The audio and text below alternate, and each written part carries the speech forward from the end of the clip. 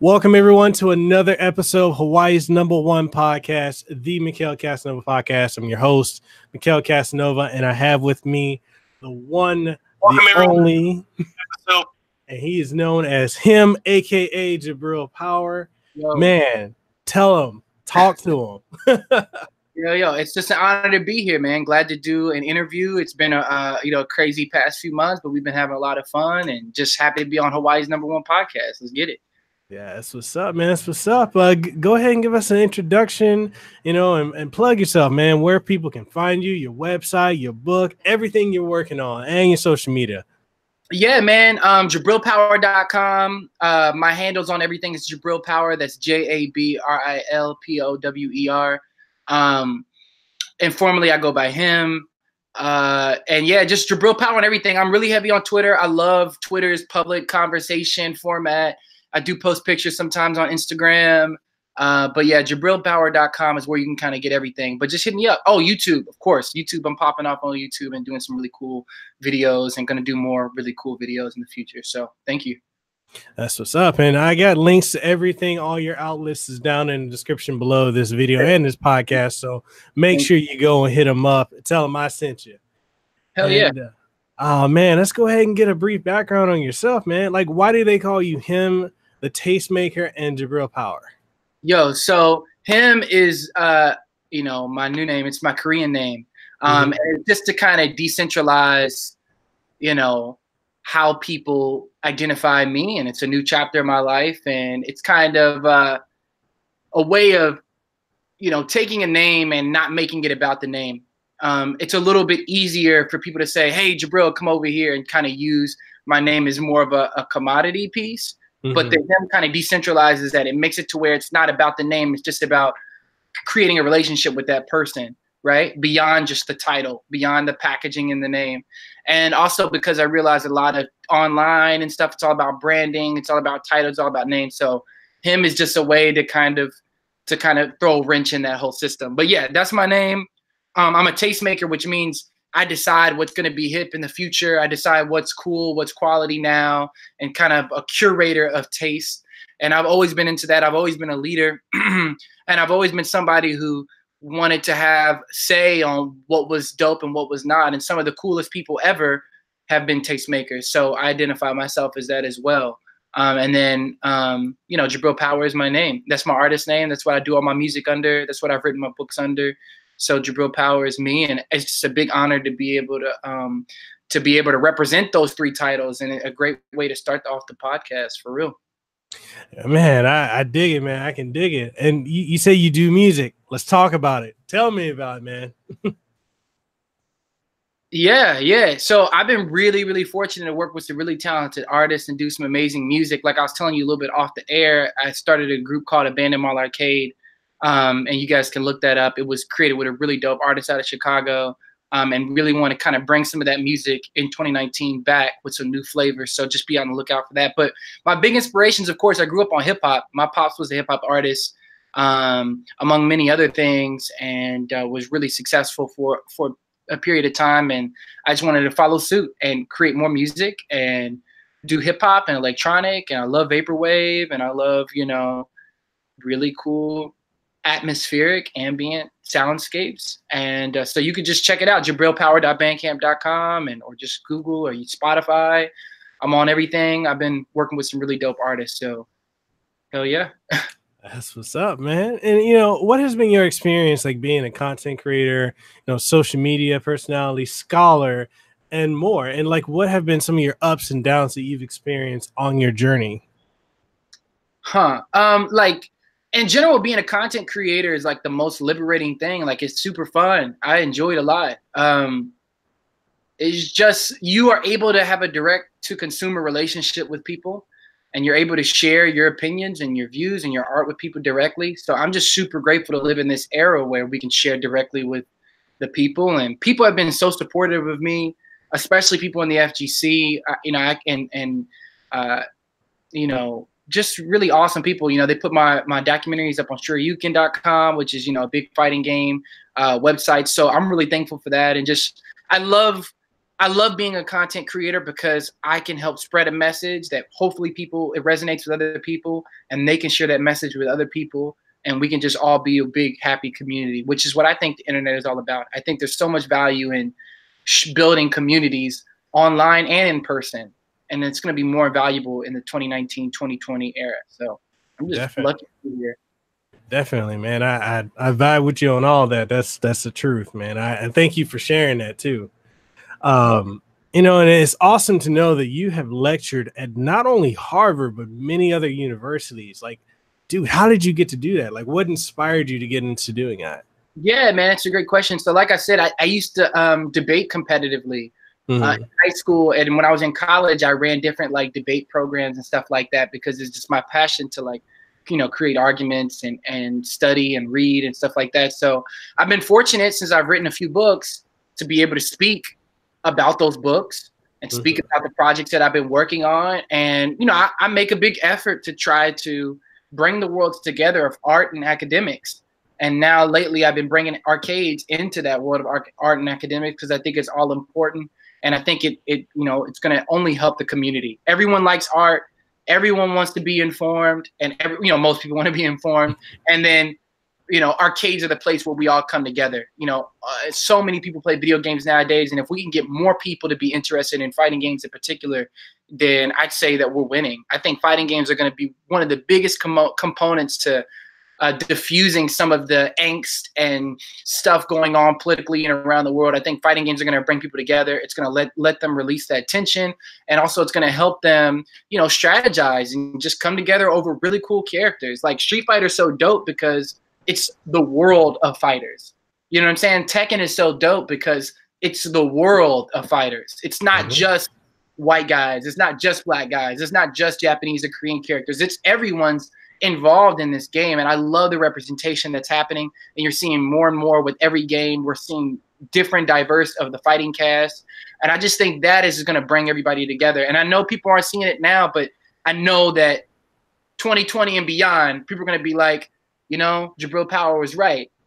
Him was right. Like, fighting games are the reason why things haven't completely gone to shambles. And so I'm just proud to be in the moment to be able to speak about that. You know what I'm saying? That's what's up, man. I definitely agree with you on that, especially like, you know, when you think about like fighting games, when people really break it down and assess it, like it's, you know, and I'm coming off your vibe too. Like it brings people together. It's definitely great for releasing that stress. And plus it makes you think critically in that moment. Like if you go left, you go right, if you press this button, like it helps build creative, like not creative thinking, but well, yeah, creative thinking, but also critical thinking. You know, and it's something that I feel like a lot of current day games where you just run around and shoot. Like I don't feel like they bring that level of fostering that like fighting games have been doing for the last 30-something years. Hell yeah, bro. I agree with you. I think you're right on the money with that. You know, I love a good shooter and I love different types of games out there. I know you do too, but it isn't the same. You know what I'm saying? It's just a different quality with fighting games. You know what I'm saying? Like you can log in. You could pick your character, you pick the stage, and you go. And it's just like, we're here, we're doing it. We don't know why we're fighting. You know what I'm saying? We got a battle. And like you said, it fosters that creativity. As soon as you push a button, you know what I'm saying? In most cases, you get a response, you know, immediately. So it's just a lot of fun. True. And you're also an author, man. Like you've written some books, man. Tell us some of the work that you've published. Yeah, so I've done I did a philosophy book called What to Do, which is about helping young people figure out what to pursue in life. And then I've also done a book called The Synchronous, which is a book on metaphysics that helps people, you know, figure out how to become more in tune and in sync with nature. I'm all about that, man. So, one of my previous guests, the voice actor Gerald C. Rivers, the voice of M. Bison, he's all about that too. So man, if you want to delve into it, I'm all about it myself. So. Oh yeah, man, that's dope. Congratulations on that interview, by the way. That's really, really dope. Thank you, man. Thank you. Yeah, that's like an incredible interview. Bison's one of my favorite characters. So the fact that you were able to secure that's incredible. Yep. So like for your what are some of your interests and your hobbies?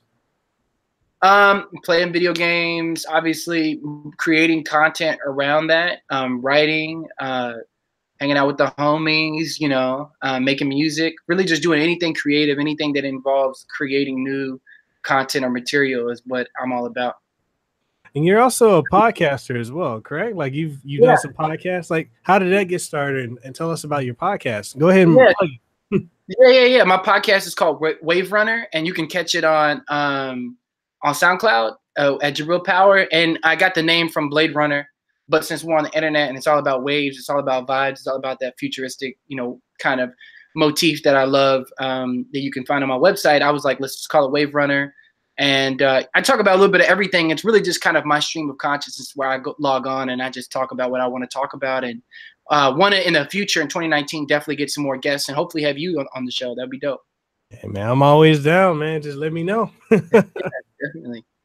So I want to ask, like, how did you become part of the FGC, and like, why are you so passionate about it? Man, that's such a good question. So I started playing Tekken 2 back when it came out on the PS1, and that's how I really got initially into fighting games. There were local arcades in the malls and stuff where I lived, and then later on, much later, after you know, I went to college and everything like that, I knew this guy, Kinder Party, who you may know, but he's on Twitter, super dope guy. He plays Marvel. Shout out to Marvel Live. Shout out to, you know, the whole Marvel vs. Capcom Infinite, you know, conglomerate and people playing the game right now. But he was just like, hey, man, you got to come through and play with me and my friends. We're going to be playing some fighting games. And at the time, I didn't know people actually did that.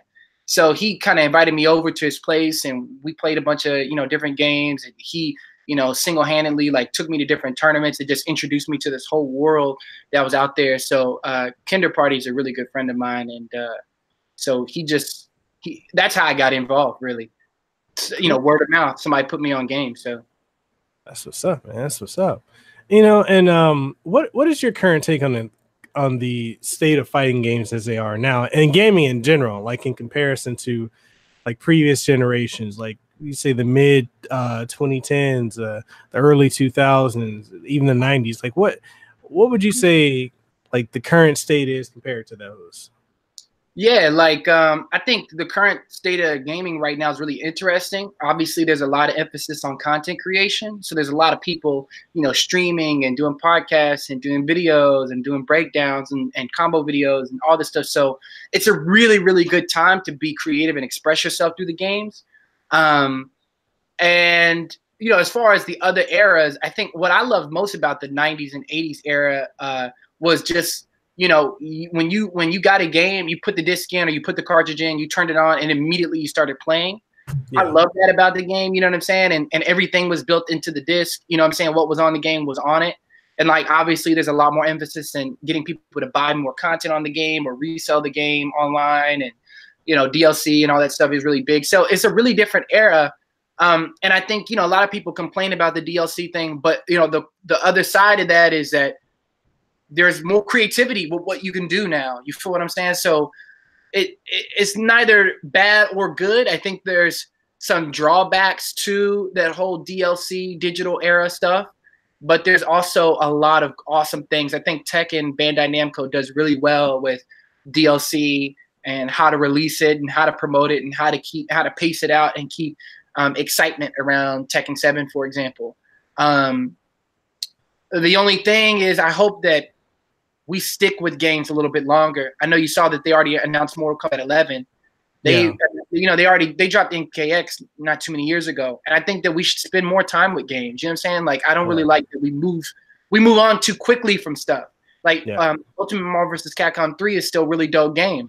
Now, I don't know if they should have kept updating it, or, you know, if it was time for a new one. Regardless, I just think that there needs to be some sort of conversation on how to consistently give all of these games their due and their love. And I know people are still playing these games, but I don't know. More tournaments on them. I don't really know the answer yet, but, you know, it's kind of a tricky situation when we move on from game to game to game. I don't know. No, I agree with you, because I think Mortal Kombat X, I want to say that was either 2015 or 2016 when that came out. And the next thing you know, like, everyone the last year or two have been talking about, oh, when's Mortal Kombat 11? I'm like, that's too soon. Then they dropped the trailer, was it like 2 days ago? And I'm over here like, why? Like, how come we can't take, you know, like the Street Fighter approach where they give you a game, you sit with it for years, or even the Tekken approach where they give you a game, you sit with it for about 5-6 years, or hell, you could even take like the Virtua Fighter effect and get 10 years a game, or you know, 5 to 10 years a game. So it's like the way I feel like a lot of these companies are just pushing out a new game. I mean, Arc System Works is guilty of this as too, you know, with the whole Guilty Gear games and the BlazBlue games. They're just pounding them out left and right, left and right. It's like you get comfortable with one, then they got a new one out, and then you whatever you have most times doesn't transition over. Like, okay, I got to get a new game. I got to buy all the new characters that aren't coming in the base game. It's like I get it as a, you know, as a business, you got to make money, but at the same time, I'm like, yeah, no, bro, I'm right there with you. I think it's, you know, it is business, and I think it's more good than bad, but I just think that it's not an industry problem per se. I think it's really a human people problem. Mm-hmm. And I kind of talk about this in my arcade series, because what I think it boils down to, the frustration that we have with these games really comes down to communication, man. Like how we communicate with the people who develop them. How do we communicate with the people who play them? How do we treat the game once it comes out? I mean, does it come out? Do we just bash it and say this game sucks because it doesn't do this, this, and that? It's like we need to appreciate something for what it is and appreciate the people who put the time into it. And it's the same thing for movies, man. Like people are so quick to hate on something. Why don't you live with it a little bit, watch it again, think about all the people who worked on it, and look at it in a different stance. So I just think it's sort of the snake eating its own tail in a sense. Like it's like, you know, the industry is playing into the people are playing into the industry, and no one's really communicating clearly with one another on what we truly want, what would be the coolest thing, and what will be the best thing. But I think, like I said, I think Tekken does a great job. So I'm really proud of that game and hope to see it really maintains a really long life. So, you know, and, you know, speaking on like that, having a perspective of appreciating, you know, the games that come out and the work that goes into making them. Like I think back to the launch of Street Fighter 5, and people were crapping on it because it didn't have that many characters, and I'm thinking to myself, I'm like, when has an initial Street Fighter game ever come out with a expansive, you know, like a super expansive like roster of characters? Then it's like the first entry is never like that, but then, you know, people crapped on it, and then they kept saying that, oh, if we got a fighting game that came out with more than 15 or 20 characters, it'd be dope, it'd kill off Street Fighter 5. And then that same year, King of Fighters 14 comes out with a roster of 50 characters, and it died because nobody plays it. So it's like, you can't, there has to be like that appreciation, because trying to play to the market, or the people trying to play to the people running the market, it's kind of a lose-lose situation in that sense. Yeah, man, I think it's, like I said, I think you're right. And hopefully we communicate a little bit more clearly and show appreciation. I think that's a big, if I could sum up the whole issue with all of that, I think it's appreciation. I think there could be some industries that don't appreciate their supporters and fans as much as they should, or aren't capable of, because of whatever the culture is.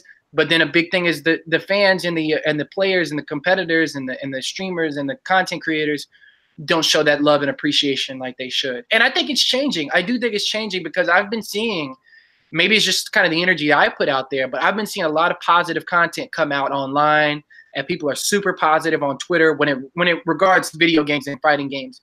People want the games to do well, and they want people to play their game. And it's not always the case, but I've just been seeing a lot of positive stuff. So I'd say the people who are putting out really cool stuff, you know, I want to say thank you to them, and just keep up the great work. Anyone who's watching this, if you're a developer or of any particular industry, like, thank you. You are awesome, because you're keeping this whole thing afloat. So awesome, man. Awesome. And I know you're a fan of Tekken, so let's talk some Tekken.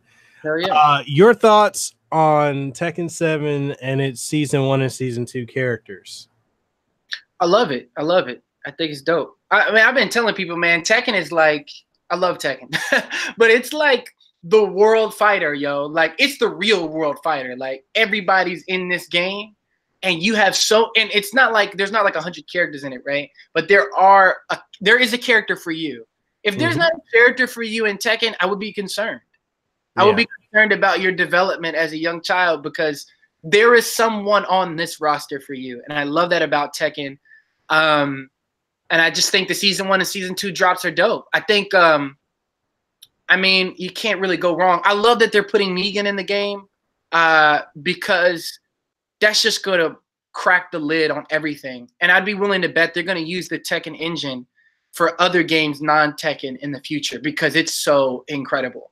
I look at Tekken as the ultimate fighting game. It's like we're fighting for real. Like it's 3D, sidestepping. We got Final Fantasy characters in it. We got King of Fighter characters in it. We got Street Fighter characters in it. Like, I mean, we're solid. The only thing that would make it next level, like end everything, is if they put like a Marvel character or something in. If that happened, the world would like explode in a good way, right? Like, and I'm not saying they need to rush and do that, because they might do a Marvel game in the future or something, or I don't know. I'm just saying, like, anything that the Tekken team does, I trust it, because I know that they care about their game and they appreciate their game and they really, really love their legacy. And you can tell with how they make it.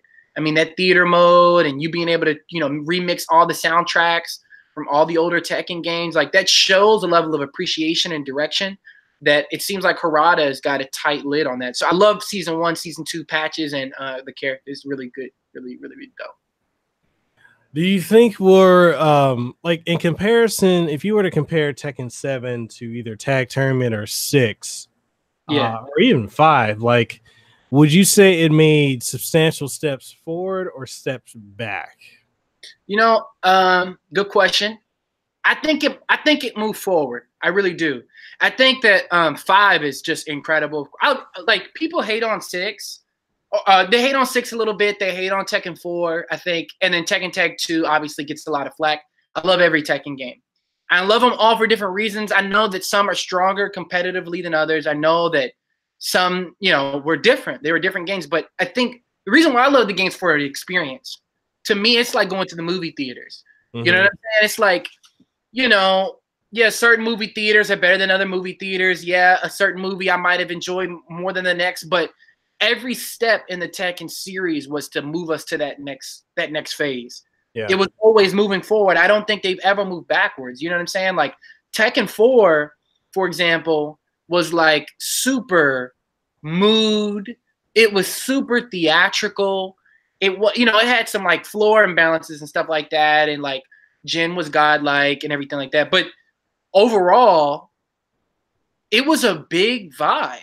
You know what I'm saying? Yeah. And people still appreciate it to this day. Like, even if you're like, it's not my go-to, I appreciate it. So the same thing for Tekken Tag. Like, people hate on Tekken Tag now, but when Tekken Tag was out, people were playing it, and it was very addicting. Let's keep it real. Yeah. Everybody was in it. You know what I'm saying? Like, and you were mad. I mean, I was furious playing that game sometimes because it was so crazy the stuff that would happen and the comebacks. But it was hype.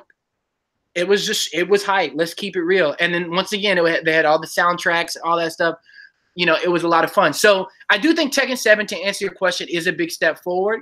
And the reason why I think is because it takes all the hype from the games that they've built up until now, and it kind of concentrates it a little bit more. It's not as crazy. It's a little bit more personal. It's one-on-one. It seems more about spacing, and the tech is still very, very important.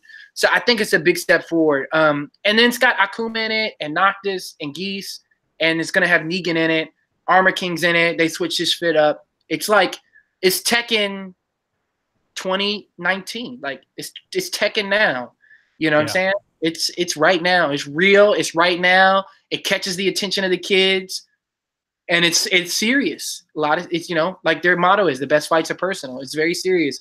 So yeah, I love it. I love it. I mean, I really can't see them doing only way I could see a Tekken 8 or like a different Tekken game is if they do a Tekken 4 again. Like, they just completely flip the script and do something way different. Like, kind of like Third Strike was with Street Fighter. Yeah. Kind of just mood game or whatever. But honestly, like, I feel lucky to even have seen a Tekken 7. Like, I'm just grateful to be alive to see it. I'm grateful that they've had, I don't know, 15, 20 years in the game. Like, that's that's not something to take for granted, man. You know, Yeah. I love streetwear. You know what I'm saying? So I love seeing Billionaire Boys Club. I think they've had like 20 years in the game, or Bape or whatever, like 20. Like, you know, I don't wear a whole bunch of Bape stuff, but like the fact that they've been able to be that consistent, wow. You know, so True that. You know, and I think, you know, I want to touch on like the whole Tekken 4. Like, I think a lot of people back then, or maybe a lot of people now who may not understand like what was going on back in that time frame, like 2001, 2002. right. Back in the day, Virtua Fighter and Tekken were like that. I mean, they were going back and forth, back and forth. And with Virtua Fighter, with Tekken 4, they needed to switch the game up. They need to do something new because even with Tekken Tag Tournament, the first one, it was basically just Tekken 3, and they need to do something new. They wanted to change up the graphic engine, the fighting game engine a little bit. They had the physics and all that. They were really creative with it, but for the fans at the time, I don't think they vibed with it like they made now. But when Virtua Fighter 4 came out, that was a game everybody was talking about back at that time. But unfortunately, given where it is now, Tekken has had to take the title. I mean, it's the #1 fighting game, I would say. Like you said, the fights are personal. It's true representation of people from the world. Like it's Virtua Fighter never stepped up to that point, in my opinion. Right. I mean, like you know, my opinion's very biased. Like I'm gonna say Tekken is #1. To me, Tekken's the greatest game. So like for me, it's Tekken. Tekken is the reality. You know what I'm saying? At the same time, I agree. I think Virtua Fighter is super, super dope. I hope we get another one soon or some capacity. And I think, yeah, I think you just summed up kind of what I was saying. You know, like Tekken is just very, very. It's just hype, man. They stuck to who they were, but at the same time, they did not ignore the people and where they were coming from emotionally, creatively, and everything like that. Tekken could have taken many, many different turns creatively to appeal, but they didn't. They just listened and responded and reacted. And that's something I really admire about the Tekken team, their attention to detail. Yep. So I want to ask this, like, you know, do you feel like the current crop of tag fighters and anime fighters being, you know, easy to play, and do you think they're ultimately going to have a negative impact on the genre, or do you think they're kind of drawing more people in and also stoking that curiosity to play stuff like Street Fighter, like King of Fighters, like Tekken, like Virtua Fighter? Like, what's your take on it? Yeah, man. You know, my opinion, 9 times out of 10, you know, is going to be pretty positive. I think, you know, there's some games I don't care for, but I think that if it's the fighting game, and you know, it sticks to the pillars of what a fighting game is: 2 life bars, time, you know, at the top, in the center, 2 characters, or you know, 4 characters, 6 characters, or whatever the case is. You know what I'm saying? It's a fighting game, and yeah, I think it's all good. I think it's fun. I think it's great that it introduces people and it gets them to come together, and you can have fun, healthy competition. I think that some might be easier than others, and some might be, you know, that's neither here nor there. I mean, if they want to play a harder game, they can play Tekken. You know what I'm saying? If they want to play something more challenging, they should play something else. But if you want to just kind of, you know, get in where you fit in, go for it. I would much rather you play something than nothing, right? Yeah. Yeah. And no disrespect to Fortnite, but like I would much rather a kid who plays Fortnite also play an anime fighter than play only Fortnite. Like, yeah. You know, play something else too. Enjoy it. You know what I'm saying? So I just think it's fun, and eventually, Tekken will come to your door. We'll have a conversation with you. So, you know, you can't run from Tekken long. So no, I think it's all good. I love it. That's what's up, man. So, how deep are you in the fighting game culture? Like, in the sense of, like, with the whole process of counting frames of animations and hitboxes, like, where did that come from? Was it the arcade days, or is it when, you know, Street Fighter 4 and Tekken 6 were like blazing the arcade scenes, you know, probably like 10 years ago? Yeah, I think it's the latter. I think, like, you know, kind of that fusion between higher, you know, more people playing the games online. You have to remember Tekken 6. I think Dark Resurrection on the PSP also, but like more or less, Tekken 6 was the first online Tekken experience. Yeah. So that kind of really introduced a lot more people to it, you know, of course, like the internet does. And, you know, when you have the internet and you have the gaming culture, it makes people want to read into games and look more at the math of it. And that's just a natural part of it. And I think that's probably when it happened. And I would like to read more into it, but I'm like, you know, I'm a content creator, so I don't have as much time to really lab Tekken like I'd like to. But I hope to in 2019 to be able to play a little bit more competitively and kick some more ass and know a little bit more of the meta of the game. But I appreciate it from an artistic standpoint first and foremost. But I will beat some ass. I think you're like me when it comes to playing Tekken or fighting games where you can. I get this vibe that you can adapt on the fly when you're playing against someone. Yeah, I try to. I mean, we all think that we can adapt, right? We always like to think we don't fall into bad habits. So yeah, I love it, and that's the thing about fighting games. Number one thing I love about the games is that you're challenged to challenge yourself. If you're doing something that's not working, you have to change it, and that's something we all could take, no matter what industry you're in, no matter what type of games you like, no matter what you do. Everyone, if you're doing something that doesn't work, do something different. Exactly. And that is why fighting games are just beautiful. Exactly. So Street Fighter V Arcade Edition. Do you think it's an improvement, or is it still not what it should be? As it seems, even now, 2.5 years later, it's still popular for so many to just hate the game no matter what Capcom does. Like, you know, they reduce the input lag to be on par with, like, or actually to make it lower than Ultra Street Fighter 4, Tekken, and even Dragon Ball FighterZ, but it seems like people just still, they find no enjoyment out of playing it. I love playing Street Fighter 5, but a lot of people just, they hate it. What's yeah, you know, I don't know what that, I understand the frustration, but I can't really speak on that frustration too much. You know, I haven't dived as much into the game to speak on its negatives. I don't play the game that much, but I do really like it. Just the little time I do have to actually come to play the game, I like to play Tekken. You know what I'm saying? Because I'm obviously a big fan of it. But yeah, people hate, man, and I wish it wasn't like that. I wish they could figure that out, and we could kind of have more of a positive conversation about it. And in general, you know, I don't know what it is, but this is just my personal opinion. My personal opinion is that Street Fighter, as incredible as it is, there's a piece of it that doesn't seem like it's communicating as well as the Tekken team communicates with Tekken, right? It's not communicating directly with the people as much, and I think that this is just my, you know, shooting in the dark. It has to do with the lore. Like, I think Capcom assumes people already know Ryu, they already know Akuma, they already know Chun-Li, so we don't have to reintroduce them. And I don't agree with that if that's the case. I think that we do need to refresh people's memory on who the fuck Ryu is and who Akuma is and who M. Bison are and who these characters are. I collected the Street Fighter comic books published by Udon Comics, which they're incredible.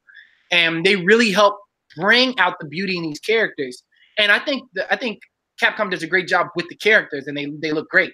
But like when Tekken does a release, they show you Negan and they show you him at his at his trailer or whatever, and they build up the lore to this character. I don't even care about Walking Dead, but the character looks amazing. They make me emotionally invested in the character, and I think that when they drop, you know, Sagat or whoever, and you know, in Street Fighter V, they should show the gameplay. They should show, and that's dope. But like, show us who Sagat is. Show us why Ryu and Sagat have that beef. Show us why he went to Dalsum to get that training. You know what I'm saying? In India, like, bring us into Street Fighter. Like, I would love to see that more. I think that Street Fighter prides itself on its technicality and its legacy, and so like they really focus on that legacy and technicality. It's like new character hype, show you the combo videos and the new ultras and stuff like that. I love it. It's all dope. But I would love I think people would appreciate it more if they were like, you need to appreciate this game, because Street Fighter, if there was no Street Fighter, none of this other shit would be here, right? Yeah. And they did it with the Anniversary Collection, which I love. Maybe it's time for a Street Fighter movie done right. Yeah. You know, like done legitimately. Like, you know, I think that people, it's just a disconnect. It's kind of like the OGs talking to the young kids. It's not right. It's a disconnect. The young kids should respect the OGs. The OGs in this case being Street Fighter, and the OGs have to figure out how to communicate to these young kids. I think Tekken did great. They dropped Noctis. They dropped Geese. They're about to drop Negan. They're bringing all the different worlds together. You know what I'm saying? I think it's time for Street Fighter to look at that same swag, you know? It would be dope. Akuma's in it, you know? Definitely. You know, and I think what the great thing about what Tekken is doing is when they're bringing in these new characters, you know, from other franchises like Geese, like a lot of people are not familiar with Geese. Like if you didn't come up in the 90s and the early 2000s, you're going to be like, who's this guy with the chain and the kimono? And it's like, that's Geese Howard. Like he was a big deal in the SNK world. Yeah. And it's like they built him up, you know, with that trailer, letting you know what he's about, like what, you know, what his motives are. And the same thing with like Noctis, you're bringing in the Final Fantasy crowd with him. Like, and I think the way Tekken, it goes back to what you said, man. They're so, the Tekken team, Harada-san, is really connected to not only his dev team, but the fans. And he does an amazing job with that. I agree, man. I compare Tekken to like, I mean, you look at it. I mean, it doesn't take a genius to see. I mean, the hype behind these tournaments and like how people react is crazy. But like, I look at it like going to see a really dope show. Like when you go see a great show and that artist, I'm not talking about like, oh, that was good. I'm talking about a show that changes your life because the artist puts everything into it and they have like a rebirth on stage. That's what Tekken is like. Like when Kazuya and Heihachi are at that volcano. You know, say what you want about the story, but that shit is hype. And like the you know, the lava and shit is everywhere. Like that's that hype. And that's what the people want. They want something that's strong. They want something that's aggressive. They, you know, and another thing about Tekken, it's all about bloodlines. It's about like Kazuya's dad and Heihachi's dad and the Jin is the grandson. It's all family drama. So like people love that. It's just more is on the line. And, you know, Street Fighter more, like I said, it's more about their characters. It's more about buying the, you know, the custom costumes and stuff like that, you know, the new costumes and all that. Because they're trying to make their characters like Mickey Mouse. They're like Disney. You know what I'm saying? They're everywhere. They're super popular. You know, they're commodities. Ryu's like Coca-Cola now. You know what I'm saying? And I'm like, yo, that's dope. But like, we need like a Ryu Akuma battle to end all battles. We need. I would love to see Street Fighter 2D sprites. You know what I'm saying? Like Third Strike. Like how incredible would that be? And I think they will one day. But how incredible would that be to see Street Fighter with like Third Strike art style, animation style? You feel what I'm saying? But new sprites. Like that shit would change the world. So yeah, I agree. You know, and I think Capcom needs to do something in the sense of, you think of Ryu and Akuma, and it's like, oh, okay, they're just rivals. But they've had so much media, from comics to animes to hints in the games, that like there's a bloodline relation between Ryu and Akuma as to why Ryu keeps falling to the, you know, the Satsui no Hado. So it's like, explore that, do something with that, other than, oh, I'm just traveling the world to become stronger. You know, I love the character of Ryu, but I'll be honest, man, he's boring. He's not relatable. And that's the issue with him and a lot of the Street Fighter cast versus the Tekken cast. A lot of them in Tekken are relatable. Yeah, I think that I think Ryu has a potential to be very relatable because he has those two sides, you know, and everybody has those two sides. And if Ryu, you know, he's a great character. I don't want to take anything away from this amazing character that they created. But yeah, I think there needs to be more love in it to remind people, because these kids have forgotten, you know, they just play it, they get done with it, the new game comes out, then they moved on to the next shit. It's like, no, like this is a legacy here. It really is a legacy. It's generations and generations of people who really, really owe that game for helping them through a hard time. And there is a great narrative to be told about battling the inner demons in yourself, and we do need to go a little bit more hard with that. I think that they have a great potential there to communicate with people about, not overtly, but like mental, mental issues and mental health and meditation, and that's so real, man. He's a real person, and they need to tell people about that. There's something so beautiful within that Street Fighter narrative. So I'm sure we'll get around to it. Yeah, eventually. I definitely think we will. Yeah. So, going back to the FGC, like, what do you think has kept the FGC alive for so long? And basically, the mainstream and casual gamers, they often move on from fighting games, and we could definitely see that as what happened towards the end of the 90s and the early 2000s when the arcades just closed up in the West here in America. They just moved on. It became about the RPG. It became about the shooters. Whereas in Japan, it never stopped. So, what do you think kept, I guess you could say, like, the American FGC alive? Man, the games, first and foremost, great games. And then two, the internet and people wanting it back and expressing that. And I honestly, when people say, well, what is it about Tekken that makes its fan base and its community so lit and so responsive? I say it's because the game is the best game ever. That's why. You know what I'm saying? It's the greatest game, so people stand by it in a way that they don't stand by other games.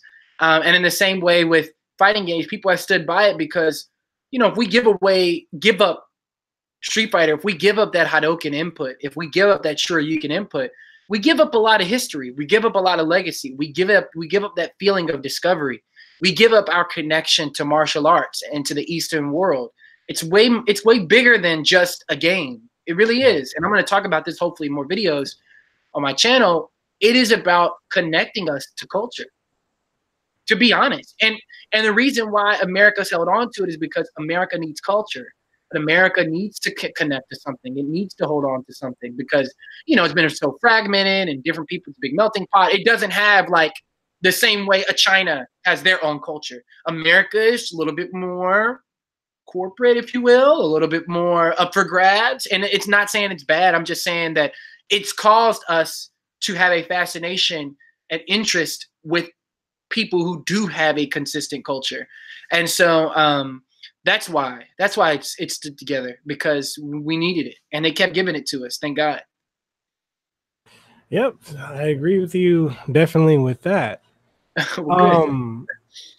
So I also want to ask, like, the FGC, it's drawn a lot of heavy criticism in the sense that many say it's played with I do not agree with this at all, but I heard it a lot from a lot of casual players where they say it's a toxic, elitist community that often prevents newcomers to the fighting game genre to feel welcome.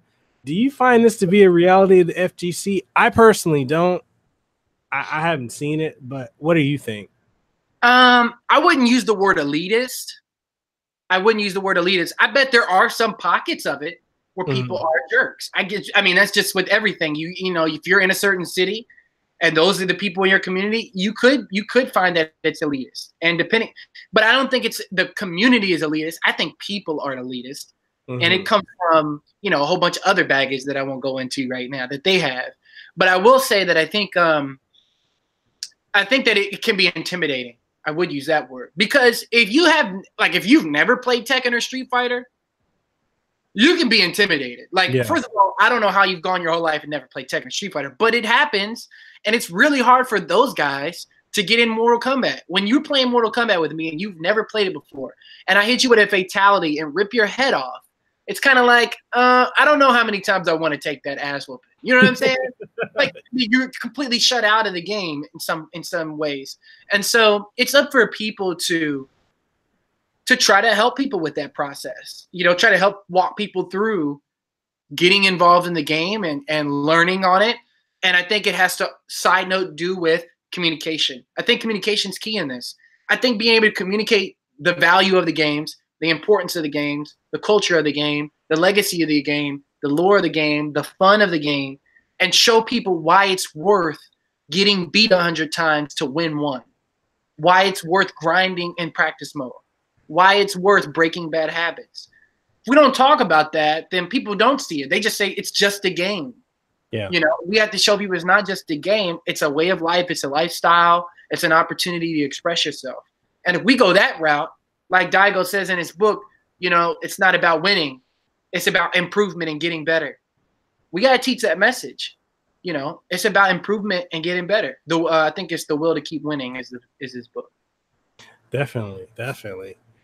Do you think that there are some, I'll just say this, do you think that there are some FGC personas or just personas, or do you think like some of the people that kind of put on a character in the FGC, like a persona, do you think that's just a persona, or do you think that's who they are, like a true to life reflection of themselves, or is it just, you know, is it like a good or bad guy, like kind of like wrestling? You got your face, you got your heel. I think there's some of that in the FGC. I don't know how many people are really truly the character that they put on when they're in front of TV. Well, I think all characters are in us. You know what I'm saying? So we have the capacity to be the good guy, the bad guy, or whatever. So I think when we see somebody playing a character, that could be who they are most of the time. It could be only who they are when they're on stream. We don't really know. But I do think that in every player is us, and in every persona of that player is also us. Meaning that when we see somebody doing a certain thing, whether or not it be in fighting games or something else, a piece of that person is in us. We're all part of one big organism. You know what I mean? We're all part of one big collective. You know, we just identify with the self. We identify with the body, and it's mine and it's yours. But really, we're all in this together, and we're all communicating as part of one big conversation. So I do think there's some legitimacy, and some are a little bit more theatrical than others, but it is what it is. It's entertainment. Yeah, I feel you on that. Yes, and, you know, we winding down to the last couple questions. So we about to head into this murky water of Smash Brothers. All right, let's get it. Let's get it. All right. So Smash Brothers is often considered by many as a great fighting game. Yet on the other hand, there's a vocal majority who also view Smash as nothing more than a fun competitive party game. What is your take on the status of Smash being part of the fighting game genre? Yeah, it's a good question, man. You know, I don't really think that I have the, you know, I can't really say, oh, that game isn't competitive or that's not part of the FGC. I think it's the characters do fight, and I think it has its place as a unique fighting game. I think it has its place as a unique, different type of fighting game. And you know, as long as the people appreciate it and they feel like it's balanced enough and they enjoy it, then that's what's fun. It's almost like, you know, when they play Mugen, you know, fighting game emulator, you know, stuff like at tournaments. It's like, well, is that a real fighting game because it's not balanced, or because it's for fun, or for its party because it's broken or whatever? It's like, it is a fighting game. If they love it, it's a fighting game. Like, let them own that. Let them have that. You know what I mean? And it's all about having fun. We can't get into this like tribalism. Well, we're this and you're that, and you can't be this and you can't be that. There is some part for laws and rules and stuff and regulations, but at the same time, Smash is dope. It's not a trash game. Smash is a dope game. It deserves its place. You know, I think they've earned it. Yo, shout out to Max Splicer in the chat. If you guys are not familiar with Max Splicer, he's a great podcaster. When he talks about the FGC, he does amazing videos on fighting games. He's a massive Tekken fan. And I think I need to see him and Max Splicer on a match together one day. I think that needs to happen. And on this podcast, I think we need to do a three-way podcast. I'd definitely be down for that. That could be dope. I'm all about it. That could be dope. Yeah, shout out to Max. So, you know, last question about Smash, but do you feel that with the Smash community, do you think there's like a disconnect with it and the FGC in the sense that they don't have a true appreciation for fighting games or really anything outside of Smash? Or do you feel that it's kind of hypocritical that they demand Smash be considered a fighting game and yet they don't even have respect for the culture of the FGC? You know, I think it's a two-way street. So like we talked about earlier, there is a little bit of a lack of appreciation for people. Let's say for Street Fighter, for example, they don't really appreciate what the Capcom team has done. And I'm sure there's people in the Smash community that also don't appreciate it. And that's a problem. And so when we see these other people and they kind of play a different game and they don't really care about the games we play, there could be some animosity. And it shouldn't be. And it's communication. Like I said, it goes back to us being able to express why what we like is important, welcome other people and what they like, and cross-pollinate. I I've seen some really dope tournaments that had great Smash turnout. Sometimes the Smash turnout is bigger than every other game. You know what I mean? Depending on where you are in the country. So I don't want us to take away from Smash. I want us to feel like how we can bring those two worlds together and have a positive conversation about Smash. How can we share the similarities between the games? And people need to be educated on being appreciative of what we have. So yeah. I think people who hate, in general, like not just Smash people, but people who hate on stuff and that's all they do, it's kind of like, it's just not really worth a lot of my time and energy. You know what I mean? Like I could be doing so much more positive stuff and using my energy on good stuff. I try not to give negative people that credit. Man, I think you and I are on the same wavelength on that, because like when it comes to negative people, I'm over here like, yo, you do you, deuces while I'm out. Yeah, no, bro. Yeah, straight up. Like the negative stuff is good. We got to stop that. Now we can say mathematically, scientifically, technically, Smash doesn't do X, Y, Z, or Smash isn't blah, blah, blah, blah. But if it's only to exclude somebody from being able to sit at the table and eat with you, then like, what are we doing? Yeah. At the end of the day, like all the chess pieces go back in the box, right? Like, we're all people at the end of the day. We can't lose sight of it. We have to enjoy these games and use these games as tools to connect, not to divide. True. So, when it comes to fighting games, do you feel it's best to play with a fight stick, a fight pad, and why for either or for both? I think it depends on the game and it depends on what you're comfortable with. I definitely use fight stick on a lot of stuff, especially Tekken. What's your favorite brand? I've been using the Q4 for quite a few years, the Quamba. So I've been using Quamba. I bought it from Adark, I think, for quite some time, and it's just been an incredible piece of equipment. So I would like to, in the near future, come out with my own line of fight sticks, my own kind of limited run, kind of like luxury sort of fight sticks, or designer fight sticks, if you will, that are kind of I can get you in touch with someone. I'm gonna need that, bro. Please, let's do it. Because I really want to do like a limited run of some really dope fight sticks for people that I think that are of my vision. But yeah, I think that's another reason why I love fighting games, because of the customization of the fight sticks. That when I found out that people were doing that took my love for the game to a whole new level. So thank you to everyone who's out there who's sharing what they're working on and keep sharing it. So yeah, fight stick all the way. So what's up, man? And definitely I'll get you in touch with I got 2 contacts and they make custom sticks, so I think y'all need to collab and make some business happen. I'll definitely get get the run happen. I'm about it. Yes, sir. So what advice would you give to someone looking to get into fighting games, and also to those who play currently but would like to either get better or play competitively? Wow. One, I would say if you want to get better competitively, you should ask a really good competitive player. And I think, working with them, watching them, studying them, asking them questions. And I think the biggest thing across the board is wanting to improve and being humble enough to want to change and improve. So, it's not just about, like I said, it's not just about, winning and being the best and being abusive towards other people and playing this game, and no one else can be a part of this culture. That everybody's got to get in on it. You got to be humble enough to expand and to change and to develop and to grow. So that's what I would give to people who want to get better. That's what I've tried to implement, and I've seen improvements in my personal gameplay. But then also I would say to people who want to get involved, just get involved. Pick up a game, learn, go on Twitter. Twitter's a great place. Go on Reddit, go ask people, hit people up, and just say, hey, I'm new. I really want to learn. I want to get better. I want to be involved in this community. They will welcome you. Just be a part of it. Just do it. That's why I love the FGC. Like you said, you've had really good relationships in the FGC. So have I. And it's because they're good people. Fighting games, I think, are a part of good people because we compete. We want to learn. We want to get better. We love the characters. We love the game. We're our own dedicated niche, so it's just fun. That's what I would say. There's a lot of friends to be made. Go to tournaments. Go to locals. Yep.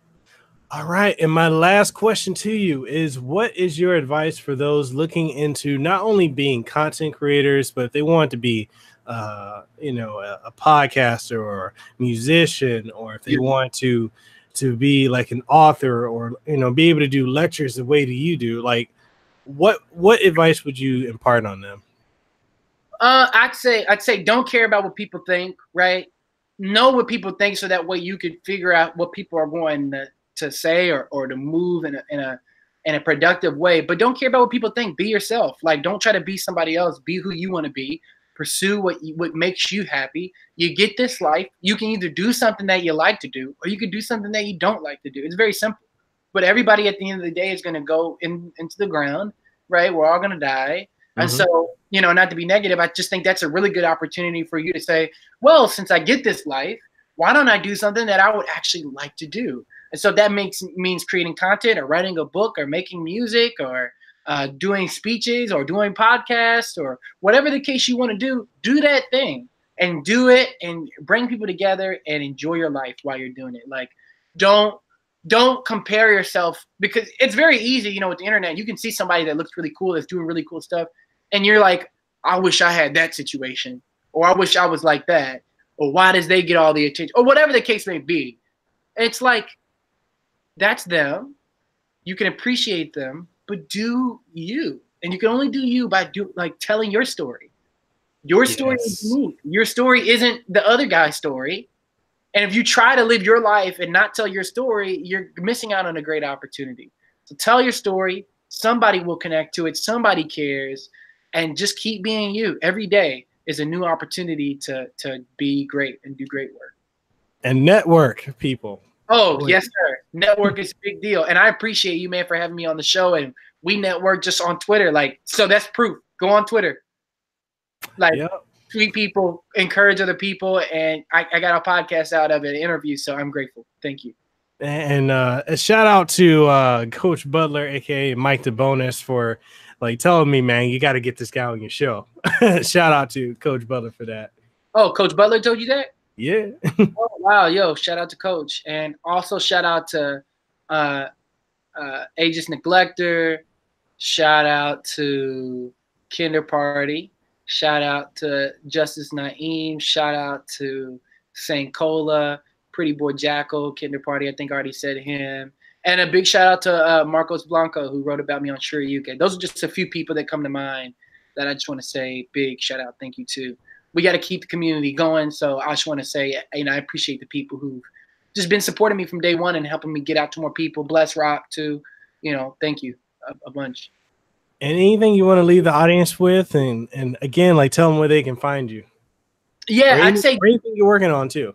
Yeah, I appreciate it. You know, I don't have anything to sell, but I will say JabrilPower.com, and just connect with Jabril Power on Twitter. Like, just tweet me. Like, I'll probably respond. And let's just get a conversation going. I'm down to work with anybody on almost any type of projects, if it has to do with arts, arcade, or academics. So, like, whatever. Let's do something. Let's work on something. And let's just keep being positive. And let's bring people together with art and the things that we love. As far as what I'm working on doing some more like little documentaries and YouTube videos. So any subscriptions on YouTube would be a big help. And we're going to take it, you know, nice and steady pace and do the hard work. So, I mean, shout out to Korea, shout out to Japan, shout out to China. You know what I'm saying? Want to try to build some more bridges with communities in the future. And just thankful. Shout out to the Tekken team and everybody. I want to do some big stuff. So, you know, we just working. All right. Well, I lied. I have one last question for you. Did you have fun? Oh, I had a great time. This is a dope interviewer, great podcast, great setup. Love it. You the man. All right, man. I appreciate that, man. I'm just a guy in the middle of the Pacific Ocean with a mic that likes to talk. So I'm gonna have to come through Hawaii. I'm sure there's some tournaments and stuff going down. I gotta come through. You gotta show me around. Yeah, man. We got a good community out here. Run by my friend Keith Lemos. He runs Video Gamers Hawaii 808 or VGH 808. We have weekly locals every Thursday night. Then we have statewide tournaments. There's also my friend Travis up on the Big Island. They do tournaments weekly as well as statewide tournaments. We got a really good active community. So if you ever come out here, man, no matter where you at, just hit me up. You got me on Twitter. Hey, You're gonna have some good time, good food, good times, good games. Bro, you know, I'm like so there. You have no idea. like I'm definitely gonna be pulling up, and I got my passport, so I gotta come through and get the food, man. Because I know it's just like tears of joy. Like it's just incredible. So no, man, thank you, bro. Like and vice versa. You know, you come through to the States, you know what I'm saying, or you're in the Midwest area, whatever. Hit me up, and I'm gonna be in the East soon too. So if you're in Asia ever, I got you. All right, I got you on that. All right, and people, that wraps up another episode of Hawaii's #1 podcast, the Mekel Kasanova podcast. I want to thank my guest, Jabril Power, for coming on, aka him. Yo, thank you. AKA the tastemaker. I love that. I love that term. I appreciate it, bro. I appreciate the honor. Yo, shout out to the whole fam. Shout out to Hawaii. Yo, all my family out there. Hold it down. All right. And folks, you'll be able to catch this episode obviously here on YouTube. So youtube.com/Mekel Kasanova. You'll also be able to catch it on iTunes, Spotify, Stitcher, TuneIn Radio, Google Podcasts. Soon coming to iHeartRadio, and next month we're gonna be on Sirius FM. Just signed a contract with them, so we're about to get even more global than what we are. But make sure you audience, make sure you do this. Go to the description below this podcast and this episode. Make sure you hit the subscribe button. Subscribe to my man Jabril Power. Make sure you go and follow him on Twitter, on Facebook. All the links. Go to his website. Check out his book, his documentaries, all his amazing content. Make sure you go, and when you do, tell him I sent you. Thank you, Mekel. I appreciate you, bro. Yeah. Yeah, keep up the great work, by the way. You're killing it. Thank you, man. Thank you. And with that being said, that's another episode of the Mekel Kasanova podcast. We'll catch you guys on the next one. Peace.